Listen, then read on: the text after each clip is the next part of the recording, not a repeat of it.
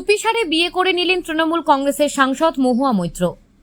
জার্মানিতে গিয়ে বিয়ে করেছেন মহুয়া মৈত্র। তৃণমূল কংগ্রেসের দুবারের লোকসভা সাংসদ মহুয়া মৈত্র গত ৩রা মে চুপিসারে বিয়ে করেছেন বলে জানা গিয়েছে। এর আগে মহুয়া মৈত্র ডেনমার্কের ব্যবসায়ী লার্স ব্রসনকে বিয়ে করেছিলেন। পরে তাদের বিবাহ বিচ্ছেদ ঘটে। আর এবার বার্লিনের প্রাসাদে নিজের জীবনের দ্বিতীয় ইনিংসের সূচনা করলেন কৃষ্ণনগরের তৃণমূল সাংসদ। পুরীর প্রাক্তন সাংসদ পিনাকি মিশ্রের সঙ্গে বিবাহ বন্ধনে আবদ্ধ হলেন কৃষ্ণনগরের তৃণমূল সাংসদ মহুয়া মৈত্র। ঘনিষ্ঠদের উপস্থিতিতে সম্পন্ন হয়েছে বিয়ের অনুষ্ঠান। ৬৫ বছরের পিনাকি এবং ৫১ বছরের মহুয়া, দুজনেই এটি দ্বিতীয় বিবাহ।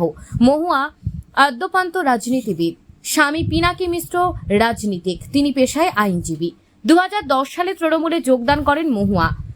২০১৬ সালে প্রথম করিমপুর বিধানসভা কেন্দ্র থেকে তৃণমূলের টিকিটে বিধায়ক নির্বাচিত হন।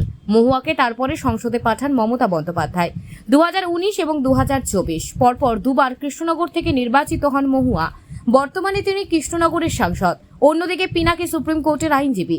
১৯৯৬ সালে প্রথমবার তিনি কংগ্রেসের টিকিটে পুরী থেকে জয়ী হয়েছিলেন। পরে নবীন পট্টনায়কের বিজেডিতে যোগদান দেন।